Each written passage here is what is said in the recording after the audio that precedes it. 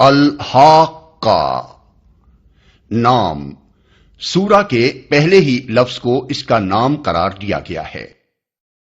زمانہ نزول یہ بھی مکہ معظمہ کے ابتدائی دور کی نازل شدہ سورتوں میں سے ہے، اور اس کے مضامین سے معلوم ہوتا ہے کہ یہ اس زمانے میں نازل ہوئی تھی جب رسول اللہ صلی اللہ علیہ وسلم کی مخالفت تو شروع ہو چکی تھی، مگر اس نے ابھی زیادہ شدت نہ اختیار کی تھی۔ مسند احمد میں حضرت عمر رضی اللہ عنہ کی روایت ہے کہ اسلام لانے سے پہلے ایک روز میں رسول اللہ صلی اللہ علیہ وسلم کو ستانے کے لیے گھر سے نکلا، مگر آپ مجھ سے پہلے مسجد حرام میں داخل ہو چکے تھے۔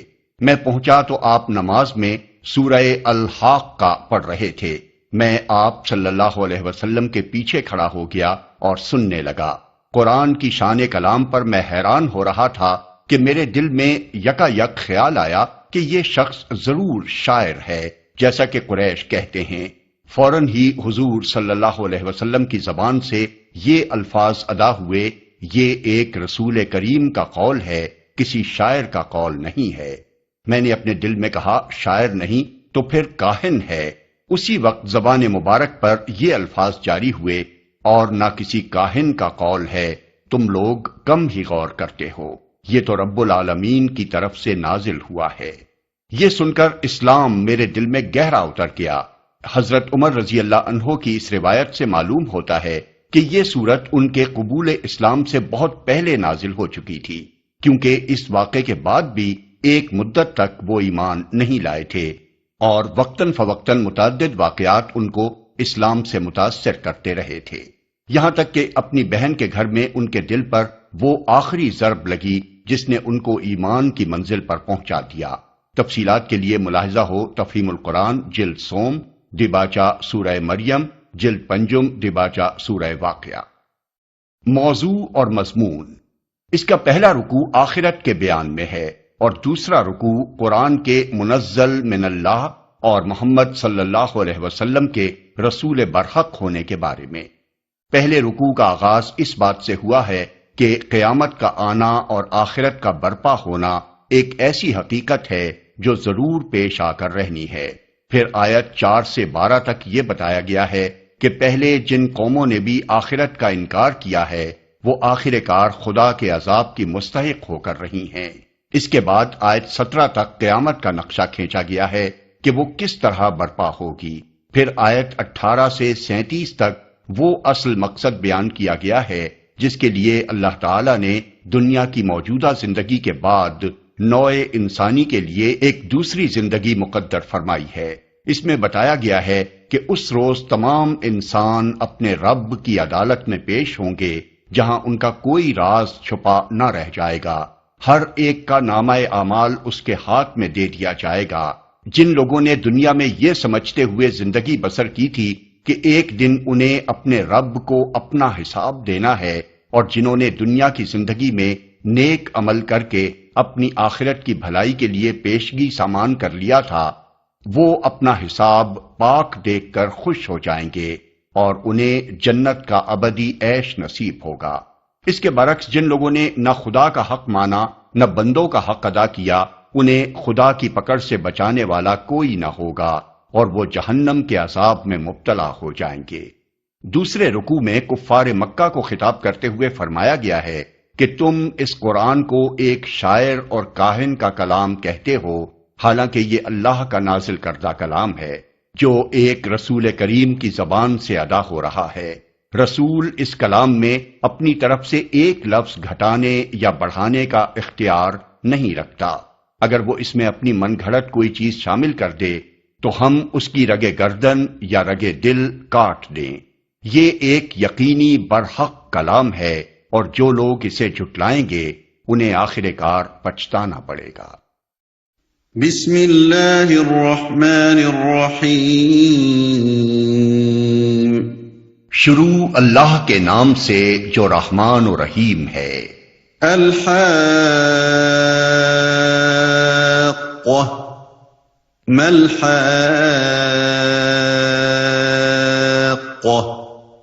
وما ادراک ما الحاقہ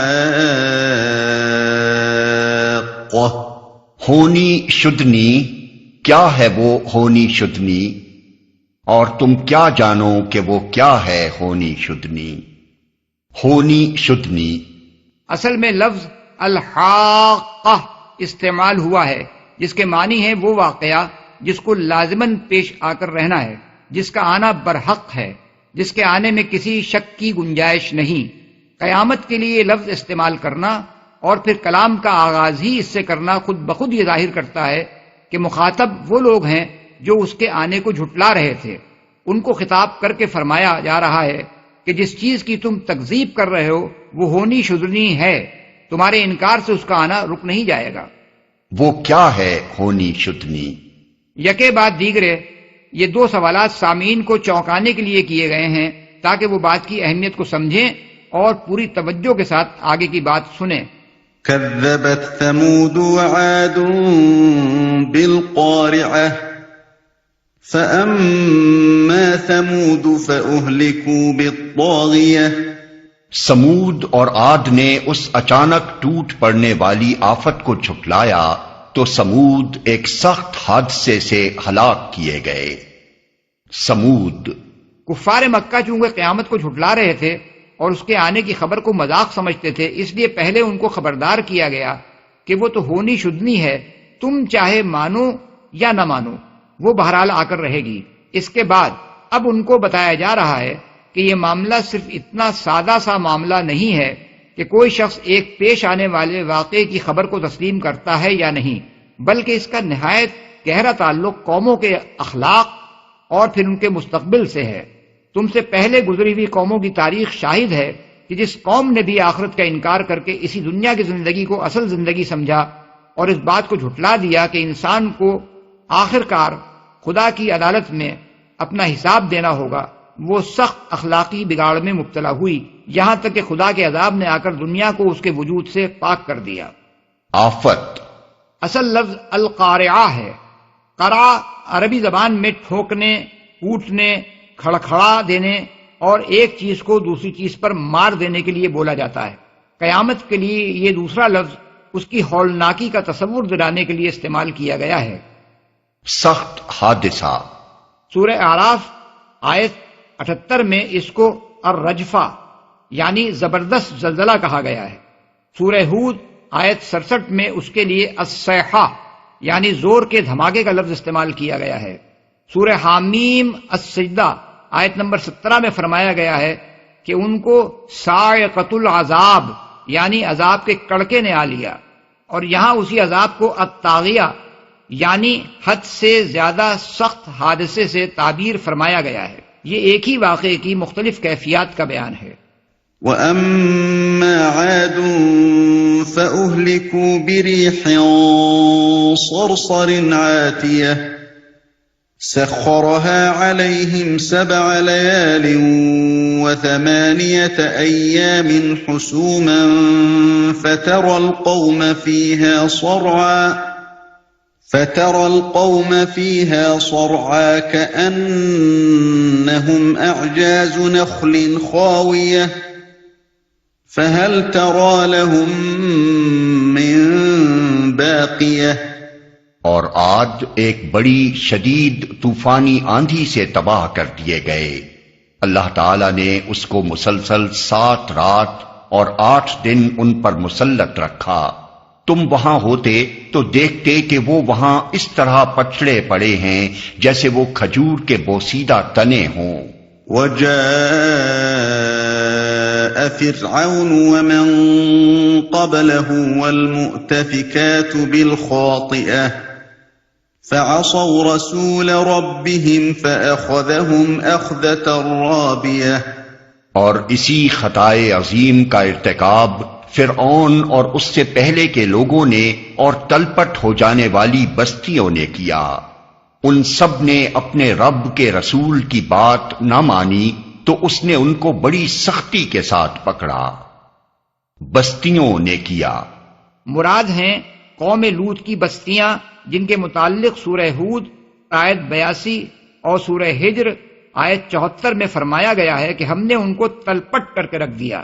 إِنَّا لَمَّا طَغَى الْمَاءُ حملناكم في الجارية لنجعلها لكم تذكرة وتعيها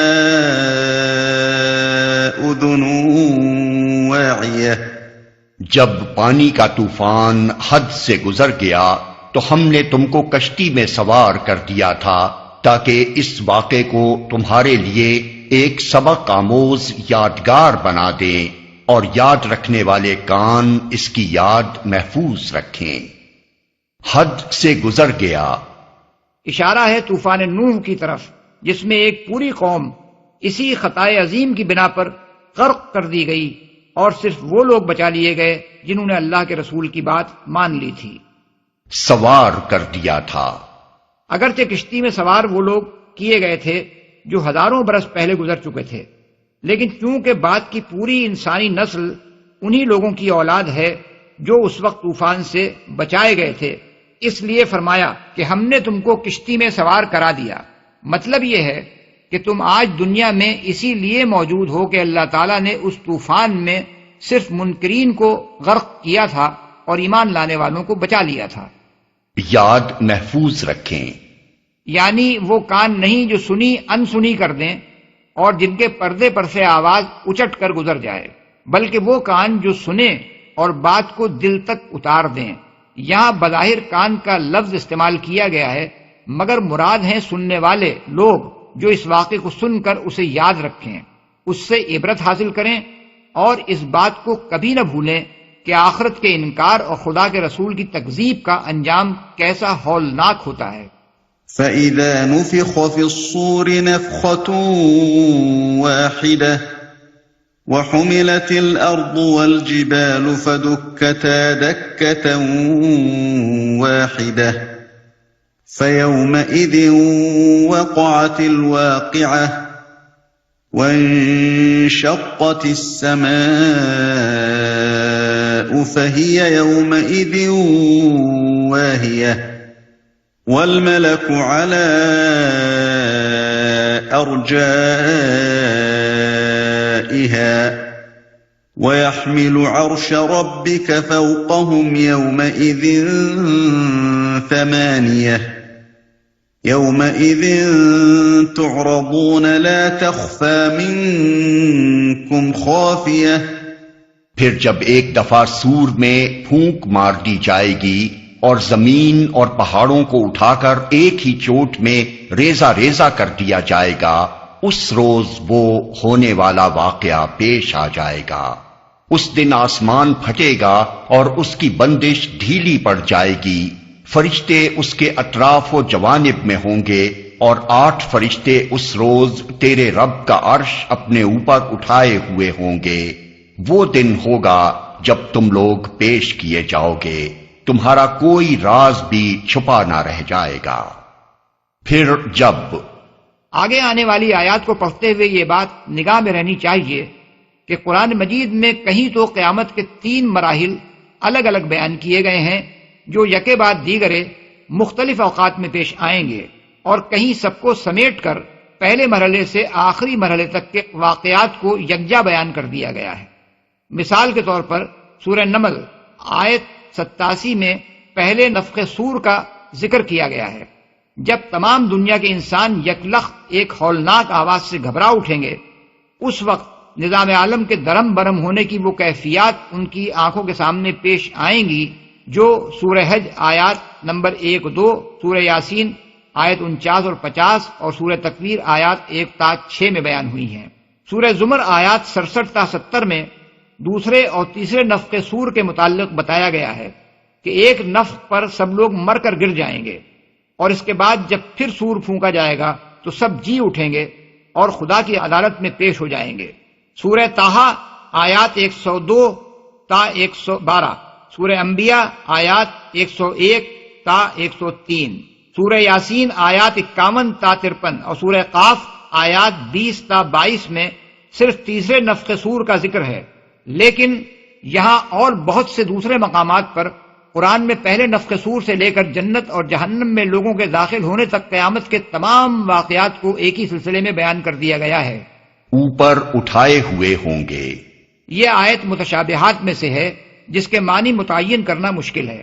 ہم نہ یہ جان سکتے ہیں کہ عرش کیا چیز ہے، اور نہ یہی سمجھ سکتے ہیں کہ قیامت کے روز 8 فرشتوں کے اس کو اٹھانے کی کیفیت کیا ہوگی، مگر یہ بات بہرحال قابل تصور نہیں ہے کہ اللہ تعالیٰ عرش پر بیٹھا ہوگا اور 8 فرشتے اس کو عرش سمیت اٹھائے ہوئے ہوں گے۔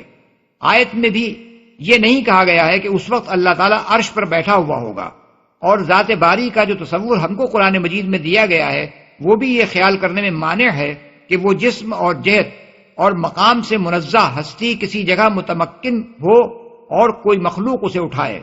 اس لیے کھوج کریت کر کے اس کے معنی متعین کرنے کی کوشش کرنا اپنے آپ کو گمراہی کے خطرے میں مبتلا کرنا ہے۔ البتہ یہ بات سمجھ لینی چاہیے کہ قرآن مجید میں اللہ تعالیٰ کی حکومت و فرما روائی اور اس کے معاملات کا تصور دلانے کے لیے لوگوں کے سامنے وہی نقشہ پیش کیا گیا ہے جو دنیا میں بادشاہی کا نقشہ ہوتا ہے، اور اس کے لیے وہی اصطلاحیں استعمال کی گئی ہیں جو انسانی زبانوں میں سلطنت اور اس کے مظاہر اور لوازم کے لیے مستعمل ہیں، کیونکہ انسانی ذہن اسی نقشے اور انہی اصطلاحات کی مدد سے کسی حد تک کائنات کی سلطانی کے معاملات کو سمجھ سکتا ہے۔ یہ سب کچھ اصل حقیقت کو انسانی فہم سے قریب تر کرنے کے لیے ہے، اس کو بالکل لفظی معنوں میں لے لینا درست نہیں ہے۔ فَأَمَّا مَنْ أُوتِيَ كِتَابَهُ بِيَمِينِهِ فَيَقُولُ هَاؤُمُ اقْرَءُوا كِتَابِيَهْ إِنِّي ظَنَنتُ أَنِّي مُلَاقٍ حِسَابِيَهْ۔ اس وقت جس کا نامہ اعمال اس کے سیدھے ہاتھ میں دیا جائے گا وہ کہے گا، لو دیکھو پڑھو میرا نامہ اعمال، میں سمجھتا تھا کہ مجھے ضرور اپنا حساب ملنے والا ہے۔ سیدھے ہاتھ میں دیا جائے گا۔ سیدھے ہاتھ میں نامہ اعمال کا دیا جانا ہی ظاہر کر دے گا کہ اس کا حساب بے باک ہے، اور وہ اللہ تعالیٰ کی عدالت میں مجرم کی حیثیت سے نہیں بلکہ صالح انسان کی حیثیت سے پیش ہو رہا ہے۔ اغلب یہ ہے کہ اعمال ناموں کی تقسیم کے وقت صالح انسان خود سیدھا ہاتھ بڑھا کر اپنا نامہ اعمال لے گا، کیونکہ موت کے وقت سے میدان حشر میں حاضری تک اس کے ساتھ جو معاملہ پیش آیا ہوگا اس کی وجہ سے اس کو پہلے ہی یہ اطمینان حاصل ہو چکا ہوگا کہ میں یہاں انعام پانے کے لیے پیش ہو رہا ہوں، نہ کہ سزا پانے کے لیے۔ قرآن مجید میں یہ بات جگہ جگہ بڑی صراحت کے ساتھ بتائی گئی ہے کہ موت کے وقت ہی سے یہ بات انسان پر واضح ہو جاتی ہے کہ وہ نیک بخت آدمی کی حیثیت سے دوسرے عالم میں جا رہا ہے یا بدبخت آدمی کی حیثیت سے۔ پھر موت سے قیامت تک نیک انسان کے ساتھ مہمان کا سا معاملہ ہوتا ہے اور بد انسان کے ساتھ حوالاتی مجرم کا سا۔ اس کے بعد جب قیامت کے روز دوسری زندگی کا آغاز ہوتا ہے، اسی وقت سے صالحین کی حالت و کیفیت کچھ اور ہوتی ہے اور کفار و منافقین اور مجرمین کی حالت و کیفیت کچھ اور۔ نامہ اعمال یعنی نام اعمال ملتے ہی وہ خوش ہو جائے گا اور اپنے ساتھیوں کو دکھائے گا۔ سورہ انشقاق آیت 9 میں بیان ہوا ہے کہ وہ خوش خوش اپنے لوگوں کی طرف پلٹے گا۔ حساب ملنے والا ہے، یعنی وہ اپنی خوش قسمتی کی وجہ یہ بتائے گا کہ وہ دنیا میں آخرت سے غافل نہ تھا، بلکہ یہ سمجھتے ہوئے زندگی بسر کرتا رہا کہ ایک روز اسے خدا کے حضور حاضر ہونا اور اپنا حساب دینا ہے۔ فَهُوَ فِي عِيشَةٍ رَاضِيَةٍ فِي جَنَّةٍ عَالِيَةٍ قُطُوفُهَا دَانِيَةٌ كُلُوا وَاشْرَبُوا هَنِيئًا بِمَا أَسْلَفْتُمْ فِي الْأَيَّامِ الْخَالِيَةِ، پس وہ دل پسند عیش میں ہوگا عالی مقام جنت میں، جس کے پھلوں کے گچھے جھکے پڑ رہے ہوں گے۔ ایسے لوگوں سے کہا جائے گا، مزے سے کھاؤ اور پیو اپنے ان اعمال کے بدلے جو تم نے گزرے ہوئے دنوں میں کیے ہیں۔ وَأَمَّا مَنْ أُوتِيَ كِتَابَهُ بِشِمَالِهِ فَيَقُولُ يَا لَيْتَنِي لَمْ أُوتَ كِتَابِيَهْ وَلَمْ أَدْرِ مَا حِسَابِيَهْ يَا لَيْتَهَا كَانَتِ الْقَاضِيَةَ مَا أَغْنَى عَنِّي مَالِيَهْ هَلَكَ عَنِّي سُلْطَانِيَهْ۔ اور جس کا نامہ اعمال اس کے بائیں ہاتھ میں دیا جائے گا وہ کہے گا، کاش میرا اعمال نامہ مجھے نہ دیا گیا ہوتا اور میں نہ جانتا کہ میرا حساب کیا ہے۔ کاش میری وہی موت جو دنیا میں آئی تھی فیصلہ کن ہوتی. آج میرا مال میرے کچھ کام نہ آیا، میرا سارا اقتدار ختم ہو گیا. بائیں ہاتھ میں دیا جائے گا. سورہ انشقاق میں فرمایا گیا ہے اور جس کا نام اعمال اس کی پیٹھ کے پیچھے دیا جائے گا.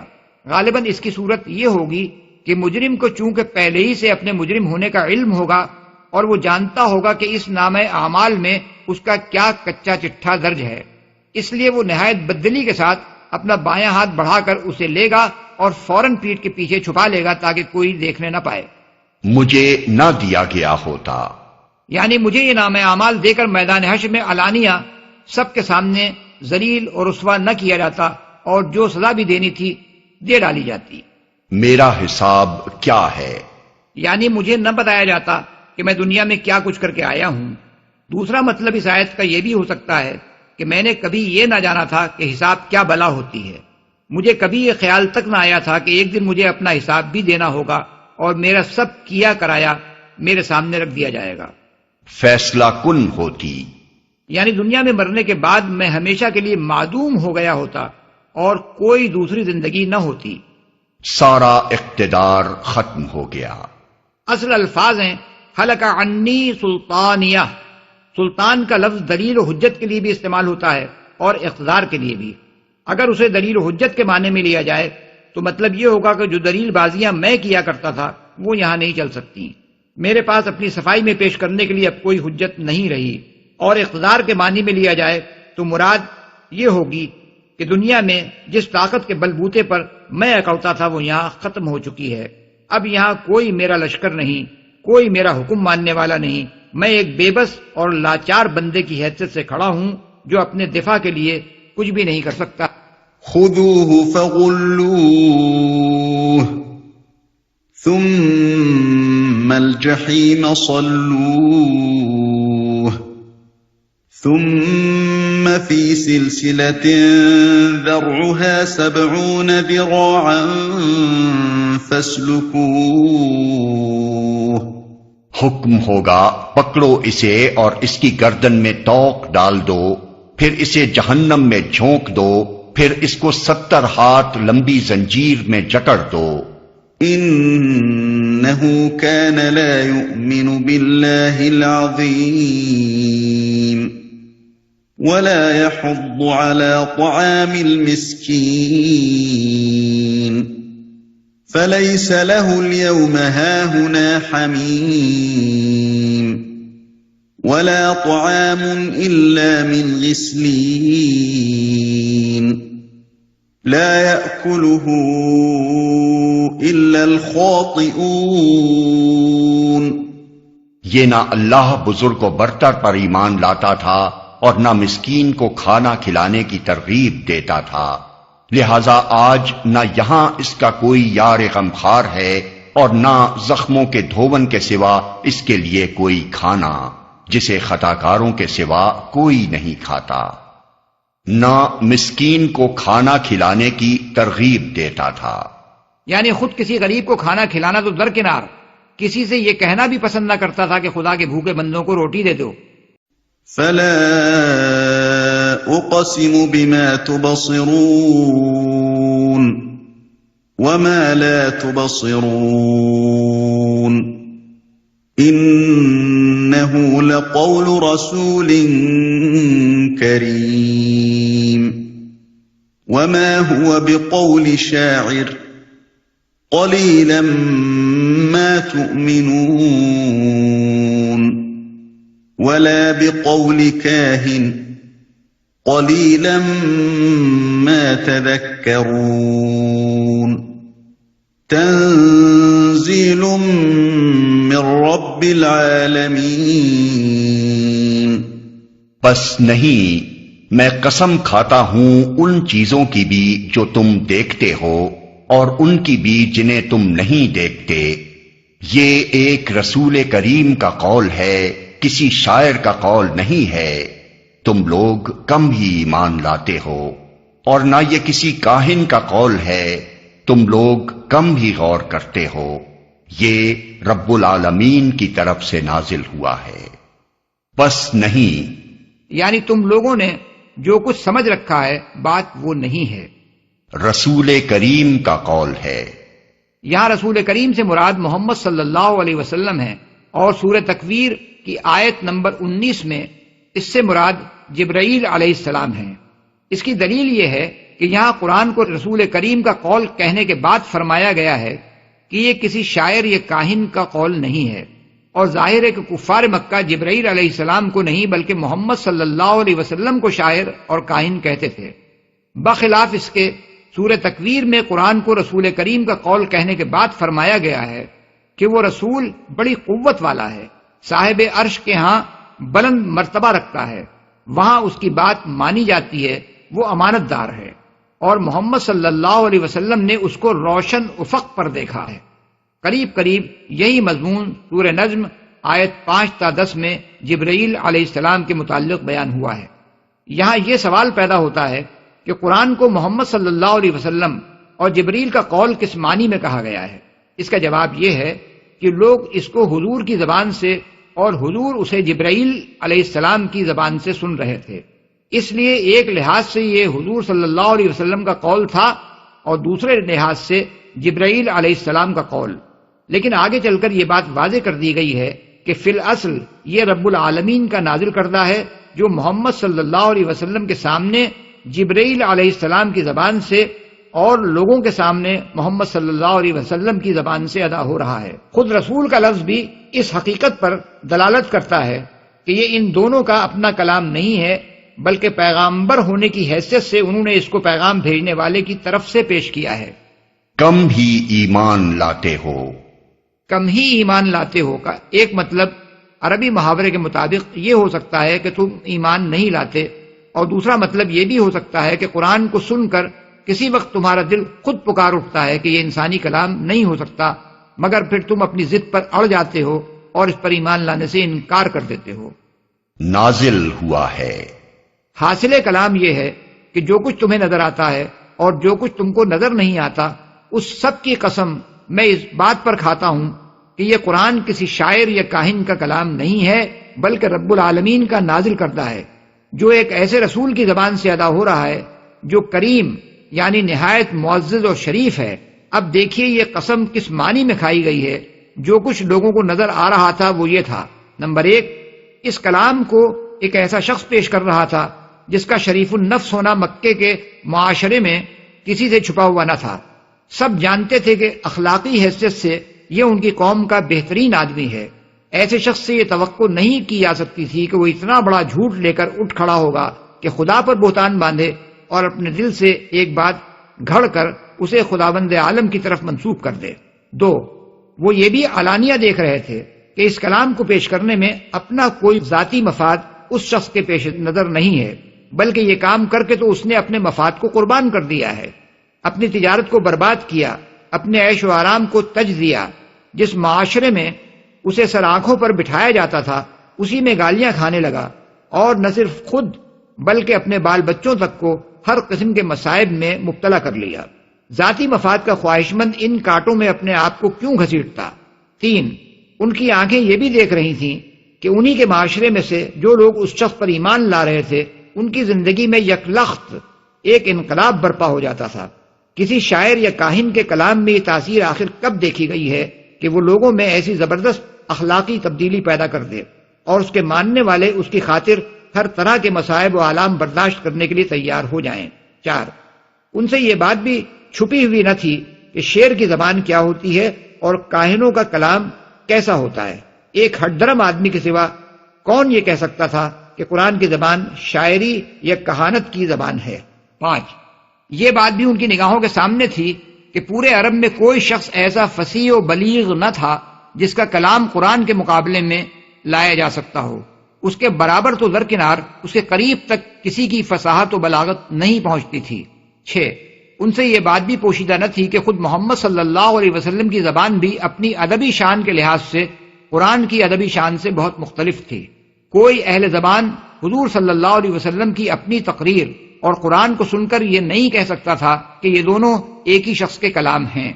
7، قرآن جن مضامین اور علوم پر مشتمل تھا دعوائے نبوت سے ایک دن پہلے تک بھی مکے کے لوگوں نے کبھی وہ باتیں محمد صلی اللہ علیہ وسلم کی زبان سے نہ سنی تھیں، اور وہ یہ بھی جانتے تھے کہ ان معلومات کے حصول کا کوئی ذریعہ آپ کے پاس نہیں ہے۔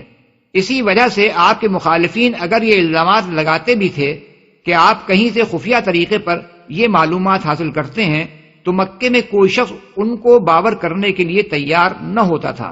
8، زمین سے لے کر آسمان تک اس عظیم الشان کارخانے ہستی کو بھی وہ اپنی آنکھوں سے چلتا ہوا دیکھ رہے تھے، جس میں ایک زبردست حکیمانہ قانون اور ہمگیر نظم و ضبط کار فرما نظر آ رہا تھا۔ اس کے اندر کہیں اس شرک اور انکار آخرت کے لیے کوئی شہادت نہیں پائی جاتی تھی جس کے اہل عرب معتقد تھے، بلکہ ہر طرف توحید اور آخرت ہی کی صداقت کے شواہد ملتے تھے جسے قرآن پیش کر رہا تھا۔ یہ سب کچھ تو وہ دیکھ رہے تھے، اور جو کچھ وہ نہیں دیکھ رہے تھے وہ یہ تھا کہ فی الواقع اللہ تعالیٰ ہی اس کائنات کا خالق و مالک و فرما روا ہے۔ کائنات میں سب بندے ہی بندے ہیں، خدا اس کے سوا کوئی نہیں ہے۔ قیامت ضرور برپا ہونے والی ہے۔ محمد صلی اللہ علیہ وسلم کو واقعی اللہ تعالیٰ ہی نے اپنا رسول مقرر کیا ہے، اور ان پر اللہ ہی کی طرف سے یہ قرآن نازل ہو رہا ہے۔ ان دونوں قسم کے حقائق کی قسم کھا کر وہ بات کہی گئی ہے جو اوپر کی آیات میں ارشاد ہوئی ہے، وَلَوْ تَقَوَّلَ عَلَيْنَا بَعْضَ الْأَقَاوِيلِ لَأَخَذْنَا مِنْهُ بِالْيَمِينِ ثُمَّ لَقَطَعْنَا مِنْهُ الْوَتِينَ فَمَا مِنْكُمْ مِنْ أَحَدٍ عَنْهُ حَاجِزِينَ۔ اور اگر اس نبی نے خود گھڑ کر کوئی بات ہماری طرف منسوب کی ہوتی تو ہم اس کا دایاں ہاتھ پکڑ لیتے اور اس کی رگے گردن کاٹ ڈالتے، پھر تم میں سے کوئی ہمیں اس کام سے روکنے والا نہ ہوتا۔ اصل مقصود یہ بتانا ہے کہ نبی کو اپنی طرف سے وحی میں کوئی کمی بیشی کرنے کا اختیار نہیں ہے، اور اگر وہ ایسا کرے تو ہم اس کو سخت سزا دیں، مگر اس بات کو ایسے انداز سے بیان کیا گیا ہے جس سے آنکھوں کے سامنے یہ تصویر کھنچ جاتی ہے کہ ایک بادشاہ کا مقرر کردہ افسر اس کے نام سے کوئی جعلسازی کرے تو بادشاہ اس کا ہاتھ پکڑ کر اس کا سر قلم کر دے۔ بعض لوگوں نے اس آیت سے یہ غلط استدلال کیا ہے کہ جو شخص بھی نبوت کا دعویٰ کرے اس کی رگ دل یا رگ گردن اگر اللہ تعالیٰ کی طرف سے فوراً نہ کاٹ ڈالی جائے تو یہ اس کے نبی ہونے کا ثبوت ہے، حالانکہ اس آیت میں جو بات فرمائی گئی ہے وہ سچے نبی کے بارے میں ہے، نبوت کے جھوٹے مدعیوں کے بارے میں نہیں ہے۔ جھوٹے مدعی تو نبوت ہی نہیں خدائی تک کے دعوے کرتے ہیں اور زمین پر مدتوں دندناتے پھرتے ہیں، یہ ان کی صداقت کا کوئی ثبوت نہیں ہے۔ وَإِنَّهُ لَتَذْكِرَةٌ لِّلْمُتَّقِينَ۔ در حقیقت یہ پرہیزگار لوگوں کے لیے ایک نصیحت ہے، یعنی قرآن ان لوگوں کے لیے نصیحت ہے جو غلط روی اور اس کے برے نتائج سے بچنا چاہتے ہیں۔ وَإِنَّا لَنَعْلَمُ أَنَّ مِنكُم مُّكَذِّبِينَ وَإِنَّهُ لَحَسْرَةٌ عَلَى الْكَافِرِينَ وَإِنَّهُ لَحَقُّ الْيَقِينِ فَسَبِّحْ بِاسْمِ رَبِّكَ الْعَظِيمِ۔ اور ہم جانتے ہیں کہ تم میں سے کچھ لوگ جھٹلانے والے ہیں، ایسے کافروں کے لیے یقیناً یہ موجب حسرت ہے اور یہ بالکل یقینی حق ہے، پس اے نبی اپنے رب عظیم کے نام کی تسبیح کرو، موجب حسرت ہے، یعنی آخر کار انہیں اس بات پر پچھتانا پڑے گا کہ انہوں نے کیوں اس قرآن کی تکذیب کی۔